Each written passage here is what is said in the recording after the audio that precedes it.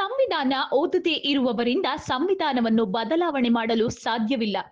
15 ದಿನದಲ್ಲಿ 10 ಜನ ಕುಳಿತುಕೊಂಡು ತಯಾರಿಸಿದ ಸಂವಿಧಾನ ಒಪ್ಪಲು ಸಾಧ್ಯವೇ ಇಲ್ಲ. ಹೊಸ ಸಂವಿಧಾನ ತರಲು ಹೊರಟರೆ ಅದಕ್ಕೆ ವಿರೋಧ ಮಾಡಲು ಈಗಿನಿಂದಲೇ ಪ್ರಾರಂಭ ಮಾಡೋಣ ಎಂದು ಮಾಜಿ ಸಂಸದ ಜಯಪ್ರಕಾಶ್ ಹೆಗಡೆ ಹೇಳಿದ್ದರು. ಮಹಾತ್ಮ ಗಾಂಧಿ ಅಧ್ಯಕ್ಷತೆಯಲ್ಲಿ ಬೆಳಗಾವಿಯಲ್ಲಿ ನಡೆದಿದ್ದ ಕಾಂಗ್ರೆಸ್ ಅಧಿವೇಶನಕ್ಕೆ 100 ವರ್ಷ ತುಂಬಿದ ಪ್ರಯುಕ್ತ ಹಿರಿಯಡ್ಕದಲ್ಲಿ ಶ್ರೀ ವೀರಭದ್ರ ಸ್ವಾಮಿ ದೇವಸ್ಥಾನದ ಮುಂಭಾಗದಲ್ಲಿ ಜರುಗಿದ ಗಾಂಧಿ ಭಾರತ ಬೃಹತ್ ಸಮಾವೇಶವನ್ನು ಉದ್ಘಾಟಿಸಿ ಮಾತನಾಡಿದರು. ಪ್ರಾಸ್ತಾವಿಕವಾಗಿ ಮಾತನಾಡಿದ ಮಾಜಿ ಸಚಿವ ವಿನಯ್ ಕುಮಾರ್ ಸೊರಕೆ, ಇಂದು ರಾಷ್ಟ್ರದ ಸಂವಿಧಾನ ತಯಾರಾಗಿದೆ. ನಮ್ಮ ಸಂವಿಧಾನವನ್ನು ಉಳಿಸಲು ಅವಕಾಶ ಬಂದರೆ 2ನೇ ಸ್ವತಂತ್ರ ಸಂಗ್ರಾಮ ಹೋರಾಟಕ್ಕೂ ತಯಾರಾಗಬೇಕು ಎಂದು ಹೇಳಿದರು.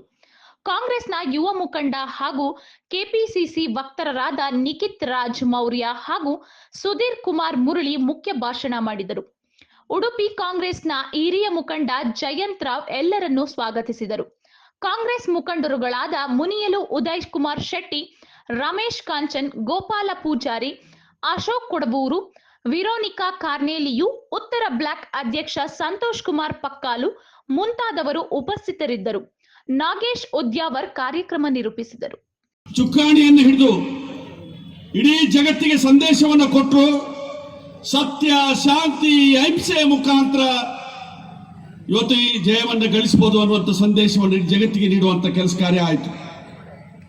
ಇವತ್ತು ರಾಷ್ಟ್ರಪಿತ ಮಹಾತ್ಮ ಗಾಂಧಿ ಇವತ್ತು ಅವರನ್ನ ಗುಂಡಿಟ್ಟು ಕೊಲೆ ಮಾಡುವಂತ ಘಟನೆ ನಡೆಯಿತು. ಮಹಾತ್ಮ ಗಾಂಧೀಜಿಯವರ ಸಂದೇಶ ಸತ್ಯ, ಶಾಂತಿ, ಅಹಿಂಸೆ ಆದ್ರೆ ಅವರ ಸ್ಪರ್ಧೆ ಮಾಡಲಿಕ್ಕಿರುವಂತ ಪಕ್ಷ ಅಲ್ಲ ಕಾಂಗ್ರೆಸ್ ಪಕ್ಷ ಅಂತ ಹೇಳಿದ್ರೆ ಇವತ್ತು ಸಿದ್ಧಾಂತದ ಮೇರೆಗೆ ಪಕ್ಷವನ್ನು ಕಟ್ಟುವಂತ ಕೆಲಸ ಕಾರ್ಯ ಮಾಡಬೇಕು. ಹೆಚ್ಚಿನ ಅಂಶ ನಮ್ಮ ಸಂವಿಧಾನವೇ ನಮ್ಮ ಸಿದ್ಧಾಂತ, ಕಾಂಗ್ರೆಸ್ ಪಕ್ಷದ ಸಿದ್ಧಾಂತ. ಇವತ್ತು ಮಹಾತ್ಮ ಗಾಂಧೀಜಿಯವರು ಕಾಂಗ್ರೆಸ್ ಪಕ್ಷದ ಚುಕ್ಕಾಣಿಯನ್ನು ಹಿಡಿದು ಇಡೀ ಜಗತ್ತಿಗೆ ಸಂದೇಶವನ್ನು ಕೊಟ್ಟರು. ಸತ್ಯ, ಶಾಂತಿ, ಅಹಿಂಸೆಯ ಮುಖಾಂತರ ಇವತ್ತು ಈ ಜಯವನ್ನು ಗಳಿಸಬಹುದು ಅನ್ನುವಂಥ ಸಂದೇಶವನ್ನು ಜಗತ್ತಿಗೆ ನೀಡುವಂತ ಕೆಲಸ ಕಾರ್ಯ ಆಯಿತು. ಇವತ್ತು ರಾಷ್ಟ್ರಪಿತ ಮಹಾತ್ಮ ಗಾಂಧಿ ಇವತ್ತು ಅವರನ್ನ ಗುಂಡಿಟ್ಟು ಕೊಲೆ ಮಾಡುವಂತ ಘಟನೆ ನಡೆಯಿತು.